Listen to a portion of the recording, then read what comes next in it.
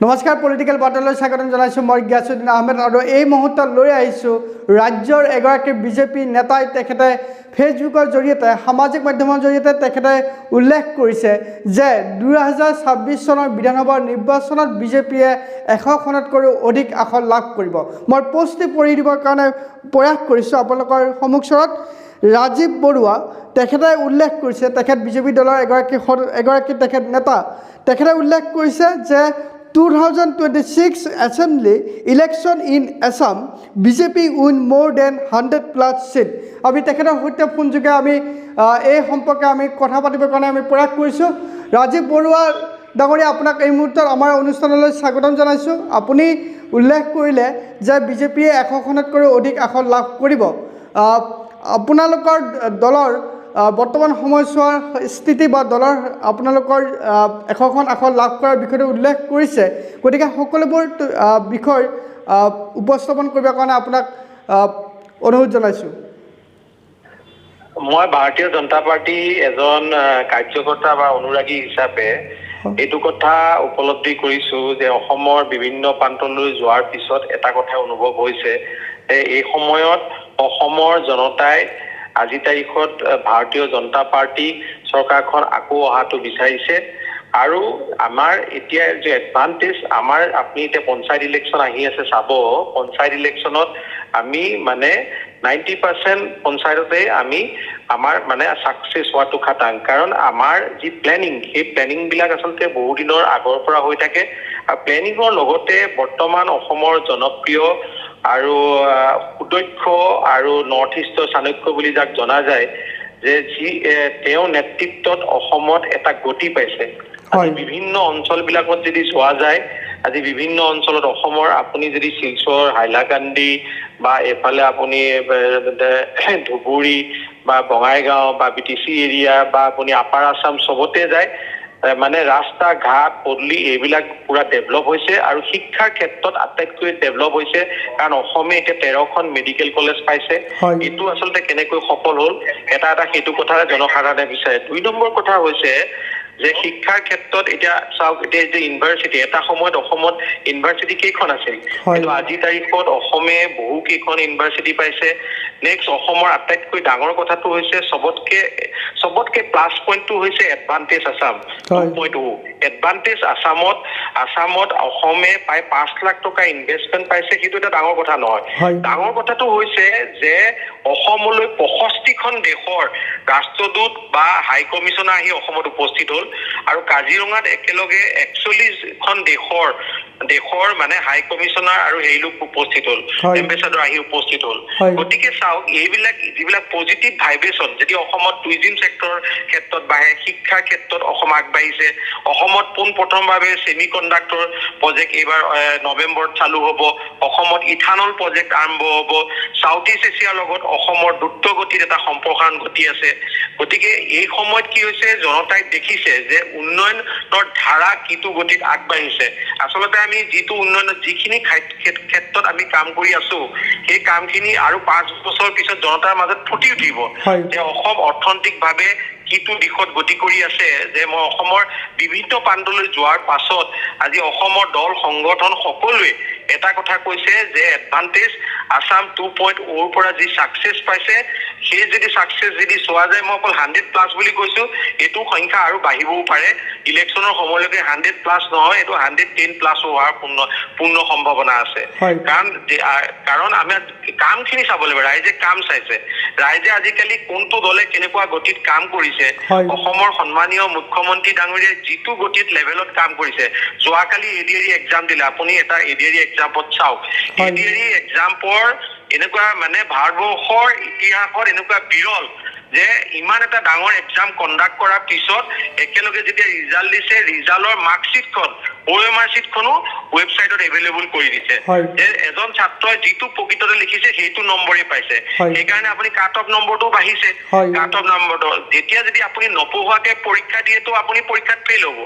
কাৰণ বহুতেই এতিয়া কৈছে, ময়ো কৈছো যে যিসকল ছাত্ৰ ছাত্ৰী APSCৰ কাৰণে প্ৰস্তুতি কৰি আছে, অসমত প্ৰায় 1-1.5 লাখ মানুহে APSC UPSC প্ৰিপাৰেচন কৰি থাকে, সেইসকল ছাত্ৰ ছাত্ৰী নিশ্চিতভাৱে পাছ কৰিব। কিয় নকৰিব? কাৰণ সিহঁতে যি জান লগাই প্ৰিপাৰেচন কৰি আছে কম্পিটিশ্যনৰ কাৰণে। নাই হয় গতিকে এতিয়া চাওক নিট এণ্ড ক্লিন স্বচ্ছতা এই যে পৰীক্ষাটো হৈছে অসমৰ প্ৰত্যেকজন কালি যিটো এডিআৰি ৰিজাল্ট দিছে হয়। এই ৰিজাল্টৰ পৰা প্ৰত্যেকটো শিক্ষিত ল'ৰাই আজি সুখ প্ৰকাশ কৰিছে যে স্বচ্ছতাৰ ভিত্তিত মানে আমাৰ ৰিজাল্ট বিলাক আহিছে আমি ভাল পাইছো হয়। যদি আপুনি গাঁও বিলাকৰ বিভিন্ন গাঁও বিলাকলৈ যায় নহয় গাঁৱৰ মানুহ কৈছে যে আমাৰ গাঁৱৰ আটাইতকৈ চোকা ল'ৰাটোৱে এডিআৰি পৰীক্ষাত পাছ হৈছে গতিকে এই যি ভাল পদক্ষেপ লৈ আছে কামৰ ক্ষেত্ৰত এইবিলাকক আচলতে যেতিয়া ভাল কাম কৰি থাকে তাৰ গতিটো বাঢ়ি যায় তেতিয়া জনসাধাৰণৰ মাজত আচলতে এই কথাবিলাক ভালকে গুচি যায় আৰু এটা ভাল পদক্ষেপ আৰু অসমৰ সন্মানীয় মুখ্যমন্ত্ৰী ডাঙৰীয়া বিধানসভাতো এটা কথা কৈছে যে তেওঁ ডাইৰেক্ট এটা কথা কৈ দিছে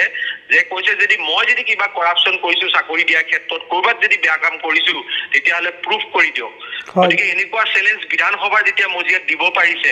বিধানসভাত যেতিয়া উন্নয়নৰ কথা ক'ব পাৰিছে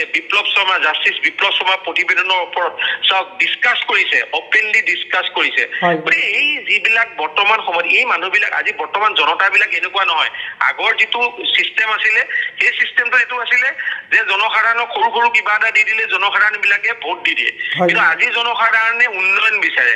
উন্নয়নৰ গতি বিচাৰে উন্নয়নৰ ধাৰা বিচাৰে গতিকে এই দিশতো কাম কৰিছে গতিকে এই কথাখিনি যদি আমি চাওঁ সেই ক্ষেত্ৰত কিন্তু ভাৰতীয় জনতা পাৰ্টীৰ চৰকাৰখন বহু আগবাঢ়ি আছে আৰু সেইকাৰণে মই বহু পৰ্যালোচনা কৰাৰ পিছত বহু ভবা চিন্তাৰ মূৰত মই যে আজি ফেচবুকত কথাটো লিখিছো তো এইটো মই যুক্তিসংগতভাৱে লিখিছো লগত ইয়াত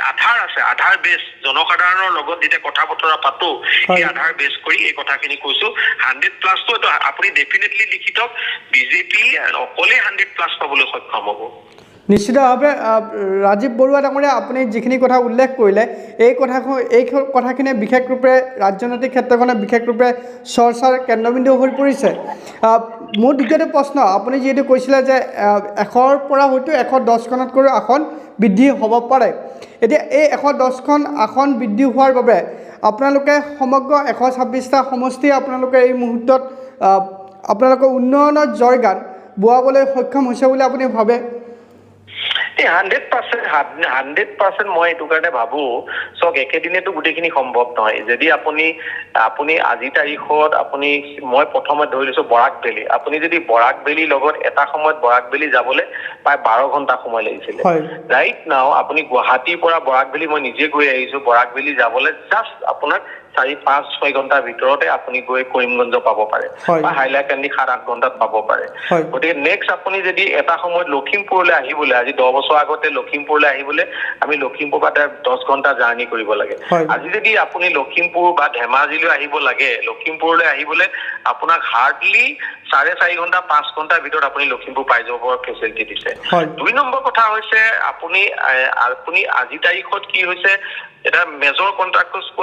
ইণ্ডাষ্ট্ৰিয়েল যিটো সেকশন অফ ডেভেলপমেন্ট আজি আপাৰ আসামত বহু দিনৰ পৰা এটা কথা হৈছিলে যে ইণ্ডাষ্ট্ৰি কমি গৈছে কিন্তু আপুনি শেহতীয়াভাৱে নামৰূপৰ সাৰ কাৰখানাত 12,000 মেট্ৰিক টনৰ যিটো ডেভেলপমেন্টৰ কথা ভাৰত চৰকাৰে বাজেটত উল্লেখ কৰিলে আৰু এতিয়া আপুনি যিটো আমাৰ নুমলীগড় ৰিফাইনাৰী তাত ইথানলৰ ওপৰত এছিয়া আটাইতকৈ ডাঙৰ প্ৰজেক্টটো আৰম্ভ কৰিছে মই আপোনাক উল্লেখযোগ্য কেইটামান কথা কৈ দিছো ঠিক তেনেকৈ আপুনি যদি জাগিৰোডত ভাৰতৰ প্ৰথমটো সেমিকণ্ডাক্টৰৰ কাৰণে এইটো বনাইছে সেমিকণ্ডাক্টৰ নেক্সট হৈছে গুৱাহাটী আজি তাৰিখত গুৱাহাটী এয়াৰপোৰ্ট আপোনাৰ 7 নম্বৰ বিজিএছ এয়াৰপোৰ্ট হৈ আছে আৰু এই বছৰ ছেপ্টেম্বৰৰ পৰা গুৱাহাটীৰ পৰা আজি আগতে মানুহ যদি বিদেশলৈ যাব লাগে আমি কলিকতালৈ যাব লাগে বা দিল্লীলৈ যাব লাগে কিন্তু আজি তাৰিখত গুৱাহাটীৰ পৰাই আপুনি গোটেই বিভিন্ন জাগালৈ যাব পৰা হ'ল নেক্সট আপোনাৰ কথাটো কৈছো যে অসমৰ প্ৰত্যেক জেগাতে কি হৈছে যে হস্পিটেল খুলিলে ডাঙৰ যিখিনি হস্পিটেল তাৰ লগত cancer institute Tata cancer institute জড়িত হৈ গ'ল যাৰ ফলত অসমৰ পৰা মানুহ আজি বাহিৰলৈ কেঞ্চাৰ ট্ৰিটমেন্টৰ কাৰণে যাব লগা হোৱা নাই আজি যদি আপুনি বড়োলেণ্ডত যায় বড়োলেণ্ডৰ যিটো উন্নয়ন আপুনি যদি গৈ চাই যদি বড়োলেণ্ডত যিটো গতিত উন্নয়ন হ'ল কাৰ্বি আংলঙত যদি আপুনি উন্নয়ন চাই কাৰ্বি আংলঙত হৈছে আজি তাৰিখত সমভাৱে উন্নয়নটো হৈছে উন্নয়নটো হোৱাৰ ক্ষেত্ৰত কিন্তু এটা কথা আছে চাওক এটা কথা এইটোৱে আছে যে মেইন কথাটো হৈছে যে বিধায়কজন কোনটো গতিত কাম কৰিব বিচাৰে বিধায়কজন কিমান দক্ষ সেইটোৰ ওপৰত ডিপেণ্ড কৰে বিধায়কজন যদি দক্ষ হয় চাওক ইয়াতে আপুনি ইয়াৰ ওপৰত এনেকুৱা কথা আছে যে বহুতে ব্লেম দিব পাৰে যে যিকেইজন কংগ্ৰেছৰ MLA সেইকেইজনক হয়তো বিজেপিয়ে পইচা দিয়া নাই হয়। কিন্তু মই নিশ্চিতভাৱে আপোনাক ক'ব পাৰো যে আপোনাৰ 100% যিটো ফাণ্ড ৰিকুৱাৰমেণ্ট হয়। এনেকুৱা আছে বিজেপি MLA-তকো কংগ্ৰেছৰ MLA বা AYDFৰ MLA বেছি পাইছে হয়। এনেকুৱা উদাহৰণ আছে কিন্তু তাত কিমানখন কাৰ্যক্ৰম কৰিছে আৰু 2 নম্বৰ কথা হৈছে ইউটিলাইজ কেনেকে কৰিছে ফাণ্ড ইউটিলাইজ হয়। কাৰণ ফাণ্ড ইউটিলাইজটো বহুত দৰকাৰ হয় হয়। কাৰণ ফাণ্ড ইউটিলাইজটো আপুনি কাম দেখিব লাগিব ন জনতাই কাম দেখিব লাগিব নিশ্চয়। কাৰণ আপুনি জনতাৰ আটাইতকৈ ডাঙৰ কথাটো হৈছে জনতাই এনেকুৱা কিছুমান মানুহকো চিলেক্ট কৰি দিয়ে যে তেওঁ গৈ যিটো গতিত কাম কৰিব লাগে সেইটো নকয় কিন্তু ভাৰতবৰ্ষত এতিয়া নতুন এটা পদ্ধতি আহিছে যে জনতাই আজি তাৰিখত শিক্ষিত যুৱ সমাজক শিক্ষিত আৰু পৰিপক্ক বুদ্ধিমত্তা থকা লোকক আজি তাৰিখত যেতিয়া বিধায়ক হিচাপে নিশ্চিত কৰিছে তাত উন্নয়নটো বেছি হৈছে আৰু বিধায়কজনে যদি মানে তেওঁ সমষ্টি উন্নয়নৰ কথা যেতিয়া বিধানসভা হয় বা সমষ্টিত কি অসুবিধা হৈছে সেইখিনি যদি প্লেছ কৰিব নোৱাৰে তেতিয়াহ'লে কেনেকে কাম হ'ব কিন্তু মই ভাবো এই সময়ত 126টা সমষ্টিতে সমগতিত কাম হৈছে ফৰ এক্সাম্পল আপোনাৰ এটা সৰু উদাহৰণ দিছো অখিল গগৈ সমষ্টি হৈছে আপোনাৰ শিৱসাগৰৰ সমষ্টি আপুনি উন্নয়নটো চাওক কিটো গতিত কাম হৈছে কাৰণ অখিল গগৈয়ে চৰকাৰৰ লগত মিলি পেলাই কামখিনি চৰকাৰৰ পৰা উলিয়াবলৈ যত্ন কৰে বিধানসভাত সেইকাৰণে তেওঁ নিশ্চিতভাৱে কথাবিলাক কয় যাৰ কাৰণে বহু কাম লৈ গৈছে আজি শিৱসাগৰত বহু কাম হৈছে শিৱসাগৰতো আপুনি ক'ব নোৱাৰে কাম নাই হোৱা বুলি গতিকে মই এনেকুৱা কেইবাটা সমষ্টি আপোনাক কৈ দিব পাৰো য'ত বহু কাম এতিয়া হৈ আছে যেনেকে এতিয়া নাওবৈচা সমষ্টি আমাৰ এইটো লখিমপুৰত নাওবৈচা সমষ্টিত আমাৰ বিজেপিটো কেণ্ডিডেট নাই কিন্তু নাওবৈচা সমষ্টি আপুনি উন্নয়নটো চাওক কাৰণ ইয়াত ভাৰতীয় জনতা পাৰ্টীয়ে সম্পূৰ্ণৰূপে কাম কৰিছে কাৰণ ভাৰতীয় জনতা পাৰ্টীয়ে যিদিনাই সমষ্টিটো হেৰুৱাইছিলে সেইদিনাৰ পৰাই আচলতে টাৰ্গেট ৰাখিছে যে 2026 চনত জিকিব লাগিব আমি সমভাৱে কাম কৰিব লাগিব গতিকে ভাৰতীয় জনতা পাৰ্টী সেইকাৰণে নেটৱৰ্কটো চাওক সেইকাৰণে মই এইটো কৈছো 100+ হ'ব বুলি কাৰণ কামখিনি আগৰ পৰাই ষ্টাৰ্ট কৰি আছে আৰু আমাৰ আটাইতকৈ ডাঙৰ কথা হৈছে অসমৰ প্ৰত্যেক জাতি জনগোষ্ঠী আৰু প্ৰত্যেক লোকে আজি তাৰিখত ভাৰতীয় জনতা চৰকাৰৰ প্ৰতি সদিচ্ছা প্ৰকাশ কৰিছে তাৰ জ্বলন্ত উদাহৰণ আপোনালোকে দেখিছে সামগুৰি ইলেকশ্যনত আমি কিমান বিপুল ভোটত জিকিবলৈ সক্ষম হলো গতিকে সেইটো এটা আপোনাৰ উদাহৰণ যাতে আজি তাৰিখত উন্নয়ন বিচাৰিছে আজি তাৰিখত বা ধৰ্ম জাতি ৰাজনীতি বিচৰা নাই আজি তাৰিখত টোটেল সকলোৱে উন্নয়ন বিচাৰিছে আৰু উন্নয়নৰ ওপৰত আজিকালি চবে চকু ৰাখিছে আৰু উন্নয়নৰ ধাৰাৰ ওপৰত ভিত্তি কৰি কি হৈছে চৰকাৰখন আগবাঢ়িছে যিহেতু সেইকাৰণে মই ভাবো 100+টো নিশ্চিত নিশ্চয় বৰুৱা ডাঙৰীয়া আপোনাক আমি এই মুহূৰ্তত অনুষ্ঠানৰ পৰা আমি ধন্যবাদ জ্ঞাপন কৰিছোঁ পৰৱৰ্তী পৰ্যায়ত পুনৰ আপোনাৰ সৈতে আমি সংযুক্ত হ'ম পলিটিকেল বাৰ্তাৰ প্ৰতিগৰাকী দৰ্শকলৈ এই মুহূৰ্তত আমি ধন্যবাদ জ্ঞাপন কৰিছোঁ এই বাতৰি সংক্ৰান্তত আপোনালোকৰ মতামত জনাব